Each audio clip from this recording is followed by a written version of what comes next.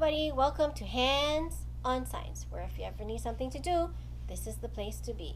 This is Carr. And this is Mel. Hey, Carr. Hey, Mel. Hey. I have the coolest thing to show you. Right? Yep. So, I mean, these just look like toothpicks, right? They just look like toothpicks to me. I'm going to make this turn into a star. Okay. Sorry, I have to move that one a little bit. Okay. Without touching them. What? Yeah. You want to take a guess on how I'm going to do that? I can't touch it, so that means I can't move it, right? So I can't like grab this and turn it to being a star, but I'm going to make these toothpicks that are arranged right here turn into a star without touching the toothpicks. How are you going to do that? So without touching it. This is just ordinary tap water, and I've got a little pipette here. If you don't have a pipette, you can use a straw. You can use an eyedropper if you have an eyedropper. Okay. And I'm gonna take some water, and I'm gonna put it right in the middle. What?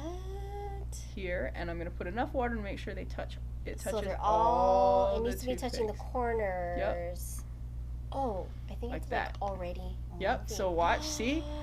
Oh, and it starts to move. It's starting to move. You see and then the ends will touch slowly, and it might take a second. Wow. Look at that. We just got two more to go. There we go. It's still going. It's still going. They're still moving.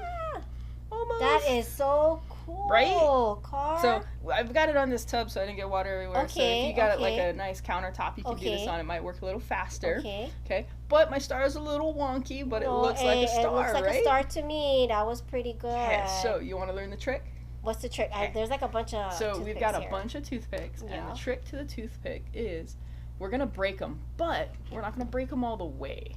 And so I'm going to hold it in the center. Put it in the center. You can see right here.